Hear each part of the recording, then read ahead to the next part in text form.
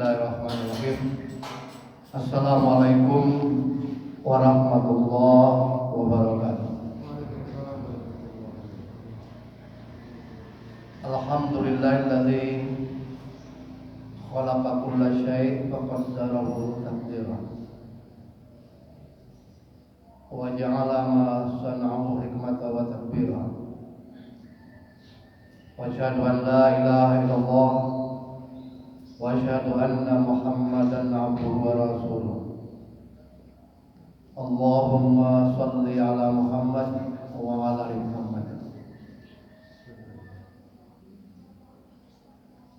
Bapak-bapak, ibu-ibu,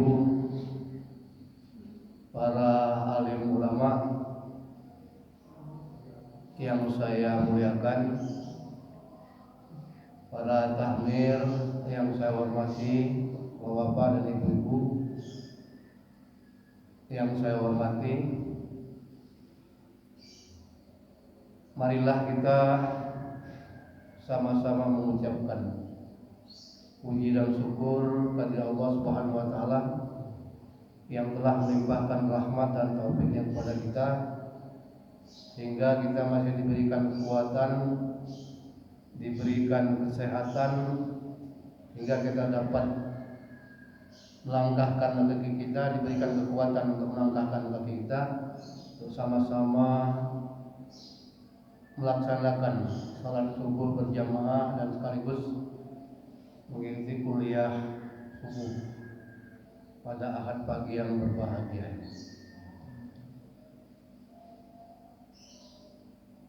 Di dalam Al-Quran surat Az-Zariyat ayat 56, ayat yang sangat populer yang masing-masing kita mungkin sudah hafal dan sudah kita aplikasikan, kita laksanakan di dalam kehidupan kita.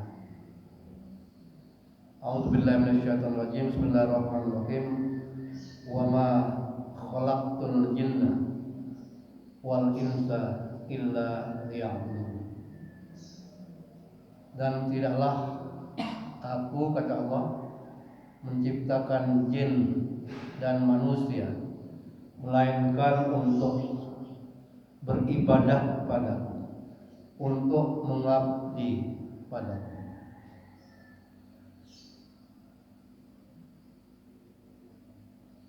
Pengabdian ini, ibadah ini dalam makna yang luas adalah segala aktivitas yang kita lakukan untuk mencari keridhaan Allah, itu dinamakan ibadah. Kita bekerja untuk mencari nafkah, untuk menghidupi keluarga, untuk menghidupi diri, termasuk ibadah. Bahkan kita mendengarkan tausiah seperti sekarang ini masuk rangkaian daripada ibadah. Karena itu ibadah itu ada yang dalam bentuk perintah, tapi juga ada yang dalam bentuk larangan.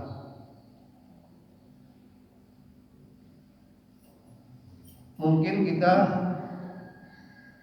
yang sering kita identikan dengan ibadah itu adalah perintah-perintah untuk beribadah secara khusus. Jadi kalau ibadah secara khusus itu adalah ibadah yang sudah ada ketentuan, syarat dan rukunnya. Nah, itu dinamakan ibadah yang khusus itu. Ibadah maqdhah. Salat, puasa, zakat, haji, nah itu kan ibadah-ibadah yang khususnya. Ibadah maqdhah. Jadi sudah ada ketentuan syarat dan rukunnya. Ibadah tidak dalam bentuk itu saja, tapi juga dalam bentuk larangan. Bahkan ketika Nabi Adam diciptakan, yang awal-awal yang disuruh oleh Allah ketika itu adalah mentaati larangan yang dilarang oleh Allah Subhanahu wa taala. Wa qulna ya Adam uskun anta wa zawjukal jannah wa kula minha ragadan haitsu syi'tuma wa la taqraba hadhihi syajarah fatakuna minadh dhalimin. Dan kami berfirman, hai Adam dan Hawa, tinggallah Anda berdua di dalam surga, nikmati segala kenikmatan yang ada di dalamnya dengan enak.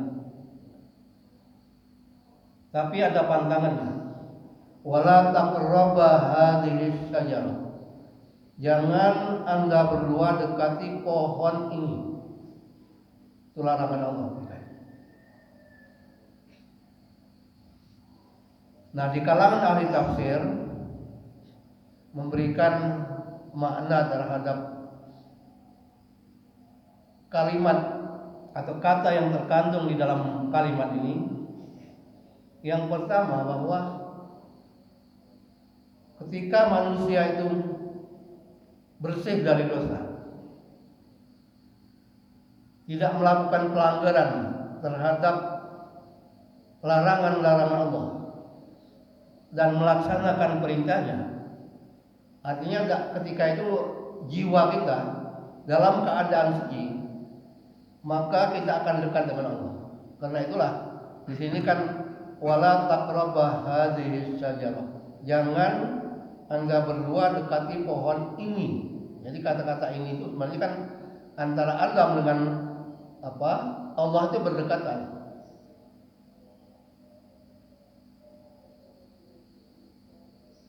Nah, tapi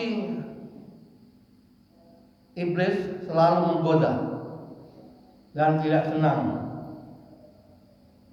terhadap kenikmatan yang diterima oleh Adam dan Hawa. Berusaha untuk menggoda akan berat ya. Terjadilah pelanggaran. Jadi walaupun sudah ada larangan ketika itu, tapi akhirnya jebol juga, melakukan pelanggaran terhadap larangan.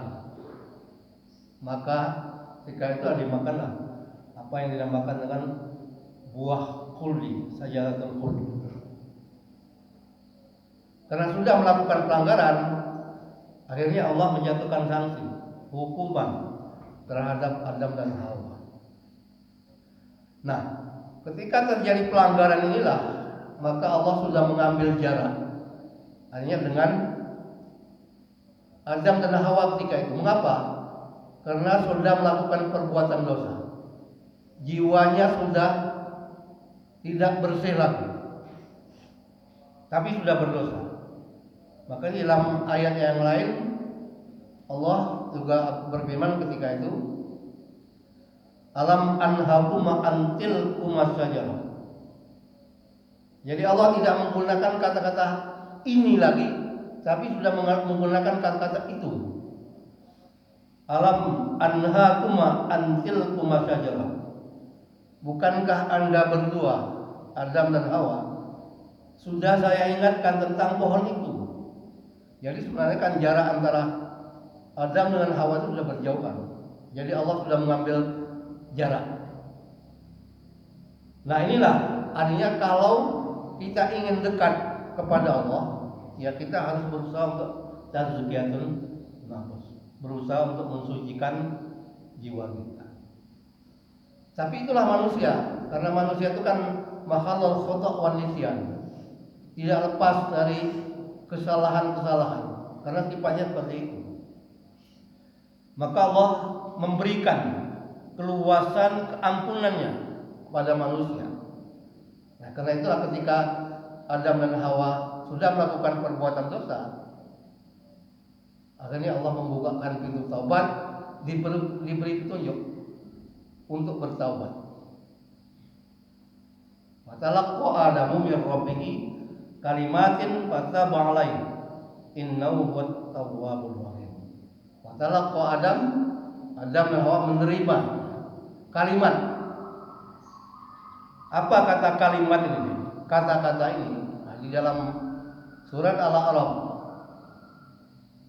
dijelaskan bahwa yang dimaksud dengan kata ini adalah doa yang selalu kita baca di dalam kehidupan kita untuk bertaubat, yaitu doa Nabi Adam dan Hawa, Rabbana zalamna anfusana wa illam taghfir lana wa tarhamna lanakunanna minal khasirin. Rabbana zalamna, ya Allah, kami telah menganiaya diri kami sendiri. Zalamna anfusana wa illam taghfir, kalau Engkau tidak mengampuni dan tidak mengasihi kami, lanakuna minal khasirin, niscaya kami termasuk orang-orang yang merugi. Ya. Doa permohonan Nabi Adam dan Hawa untuk bertaubat diterima oleh Allah Subhanahu wa taala. Karena itulah sebenarnya kan kalau di dalam Islam ya tidak ada dosa waris. Karena apa yang dilakukan oleh orang tua tidak bisa, orang lain tidak bisa wala taziru waziratun wizra ukhra. Bapak, Ibu-ibu, saudara-saudara sidang jamaah subuh yang dimuliakan Allah Subhanahu wa taala. Nah, di dalam ayat yang lain dalam surat Al-Baqarah juga Allah juga menjelaskan tentang tujuan daripada ibadah yang kita lakukan. Ya ayuhan nas wa'budu rabbakumul ladzi khalaqakum wal ladzina min qablikum la'allakum tattaqun. Ini seruan lebih luas, mencakup seluruh manusia.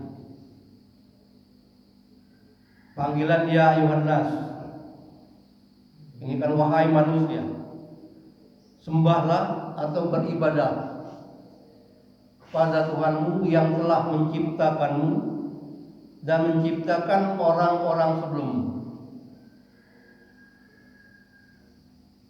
Untuk apa kita beribadah, mengabdi kepada Allah? Agar kita menjadi orang yang bertakwa. La'allakum tattaqun. Kata takwa ini dalam definisi atau makna yang sangat sederhana adalah melaksanakan perintah-perintah Allah dan menjauhi larangan-larangannya. Al-imtisal li awamirillah wajtiman inabi nawahi, menjauhi larangan-larangannya.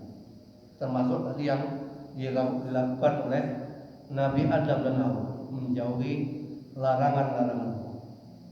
Ini adalah salah satu bentuk ketakwaan.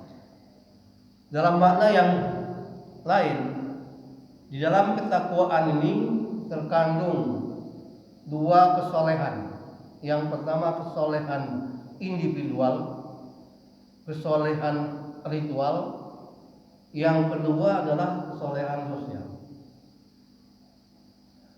Tidak ada satupun ibadah di dalam Islam yang tidak ada di dalamnya nilai-nilai pendidikan sosial. Pasti di sana terkandung nilai-nilai pendidikan sosial. Walaupun kadang-kadang ibadah tersebut ya kita laksanakan secara munfarid, kita lakukan secara sendiri, tidak dilakukan secara berjamaah. Salat misalnya, walaupun kita lakukan secara sendiri, tapi di sana di dalam sholat terkandung nilai-nilai pendidikan sosial. Ternyata di dalam surah Al-Ankabut Allah dengan tegas menyatakan inna sholata tanha 'anil fahsya'i wal munkar. Sungguhnya sholat itu dapat mencegah seorang dari perbuatan keji dan munkar. Karena perbuatan keji dan munkar dalam rangka apa? Ya dalam rangka interaksi kita dengan orang lain. Ya mungkin kita lakukan terhadap orang lain. Karena itu hasilnya kan sholat itu paling tidak akan dapat mencegah perbuatan-perbuatan yang keji dan munkar macam-macam.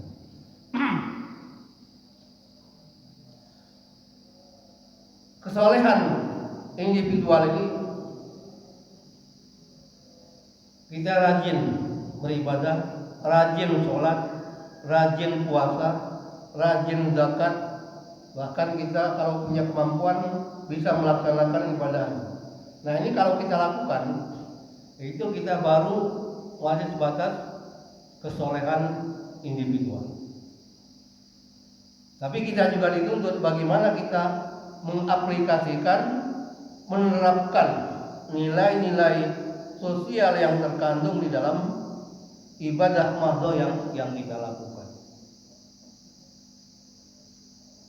Ada sebuah hadis yang saya pikir juga sudah sangat populer juga dan sering kita dengar,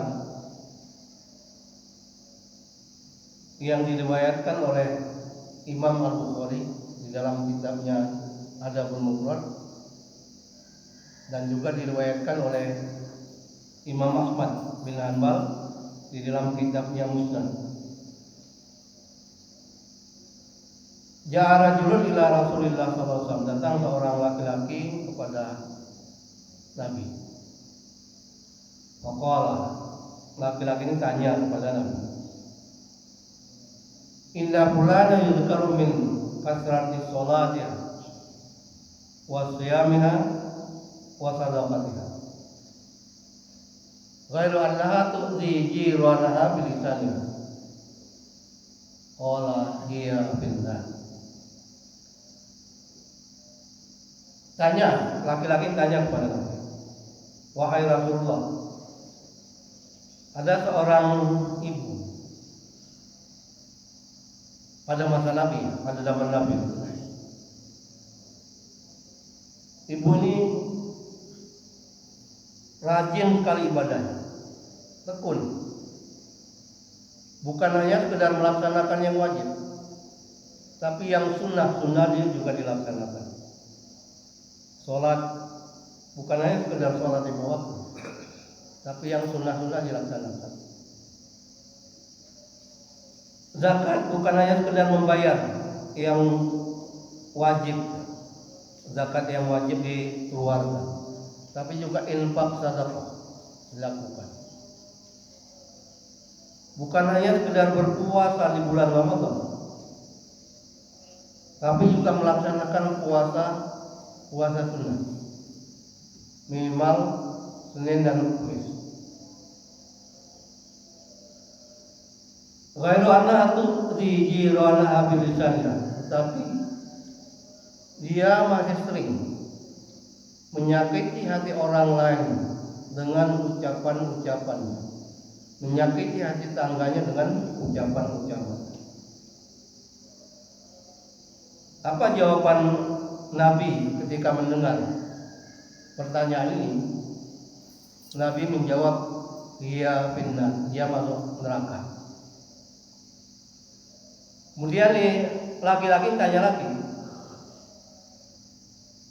inna fulana yuzkaru min qillati sholatiha wa qiyamiha wa sadaqatiha. Ada lagi ibu yang lain yang ibadahnya sekedar melaksanakan yang wajib, hanya sekedar sholat yang 5 waktu. Yang sunnah tidak pernah dilakukan. Puasa juga begitu, hanya sekedar berpuasa di bulan Ramadan saja. Yang sunnah tidak pernah juga dilakukan. Zakatnya sekedar membayar yang wajibannya aja. Infak sedekah tidak pernah juga. Ghairu anna tatasaddaq qabla su'al milaqat, tapi ibu sering kali memberi anak kucing yang kelaparan, memberi makan Wala tu'zi jirana abilin, dan tidak pernah menyakiti hati orang lain, hati tetangganya dengan ucapan-ucapannya. Apa jawaban Rasulullah ketika mendengar pertanyaan yang kedua ini? Rasulullah menjawab, iya fil jannah, dia masuk surga. Bapak, ibu-ibu, saudara-saudara yang jamaah yang dimuliakan Allah Subhanahu wa taala. Hadis ini sebenarnya kan ingin menjelaskan bahwa betapa eratnya kaitan antara kesolehan individual dengan kesolehan sosial. Tidak bisa dipisahkan. Jadi artinya kita tidak cukup hanya sekedar soleh secara individual, soleh secara ritual, tapi juga harus memiliki kesolehan sosial supaya kita dapat membina hubungan yang baik dengan sesama kita, berinteraksi baik dengan sesama muslim maupun dengan orang-orang non-muslim. Dalam arti yang luas, di dalam surat Al-Hujurat Allah berfirman, ya ayuhan nas inna khalaqnakum min dzakari wa untha wa ja'alnakum syu'aban wa qabaila lita'arafu inna akramakum 'indallahi atqakum. Wahai manusia, sungguhnya kami, kata Allah, telah menciptakanmu dari jenis laki-laki dan perempuan, berbangsa-bangsa dan bersuku-suku, lita'arafu, untuk saling mengenal antara satu dengan yang lain. Sungguhnya yang paling mulia di antaramu adalah orang yang paling bertakwa. Itulah sebenarnya ukuran daripada ketakwaan itu adalah orang yang paling bertakwa, itulah yang paling mulia di sisi Allah dalam kehidupan kita. Karena itulah ibadah yang kita lakukan ini pada dasarnya adalah supaya kita menjadi orang yang bertakwa. Mudah-mudahan ibadah yang kita lakukan setiap saat dan setiap hari ini tentu akan bisa membentuk jiwa kita menjadi orang yang bertakwa, ya. Kemudian juga akan menjadikan kita menjadi orang yang soleh, baik secara individual maupun soleh secara sosial.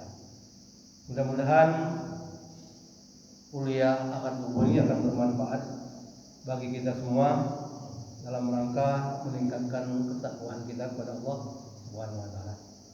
Marilah kita akhiri dengan berdoa bersama-sama, khususnya untuk keselamatan kita. Sebab ada di antara warga kita Ukraina sekarang ini sedang diuji oleh Allah juga, ditimpa musibah. Mudah-mudahan akan segera mendapatkan kesembuhan dari penyakit yang menjadi ujian ini. A'udzubillahi minasyaitonir rajim. Bismillahirrahmanirrahim. Allahumma shalli ala Muhammad wa sallim wa ala alihi Rasulillah ajma'in. Walhamdulillahirabbil alamin. Allahumma ighfir lana wa li walidina warhamhum kama rabbana shighar wa li jamil muslimina wal muslimat wal mu'minina wal mu'minat al ahya'i minhum wal amwat innaka sami'un qaribun mujibud da'wat ya qadiyal hajat. Rabbana hab lana min azwajina wa dhurriyyatina qurrata a'yun waj'alna lil muttaqina imama. Allahumma arinal haqqa haqqan warzuqna ittiba'ah wa arinal batila batilan warzuqna ijtinabah. Allahumma faqihna fid-din wa 'allimna at-ta'wil. Allahumma inna na'udzubika minal baras wal junun wal jusam wa corona wa sayil asqam. Ya Allah, ya Tuhan kami berlindung padamu daripada penyakit lang, penyakit ayan, penyakit kusta, penyakit corona, dan penyakit-penyakit yang membahayakan kehidupan kami. Allahumma rabban nas azhibil ba'sa isfi wa anta syafi la shifaan illa shifauka shifaan la yughadiru saqam. Ya Allah, ya Tuhan kami, sembuhkanlah saudara-saudara kami yang dalam keadaan sakit sekarang ini. Sungguhnya Engkaulah yang Maha Penyembuh daripada penyakit, sembuhan yang tidak meninggalkan sakit. Innaka ala kulli syai'in qadir. La haula wala quwwata illa billahil azim. Rabbana atina fid dunya hasanah wa fil akhirati hasanah wa qina adzabannar. Subhana rabbika rabbil izzati amma yasifun wa salamun alal mursalin walhamdulillahi rabbil alamin. Al-Fatihah.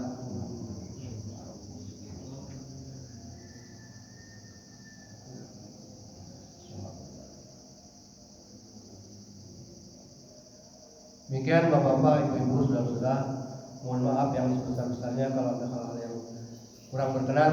Wabillahi taufiq wal hidayah. Wassalamualaikum warahmatullahi wabarakatuh.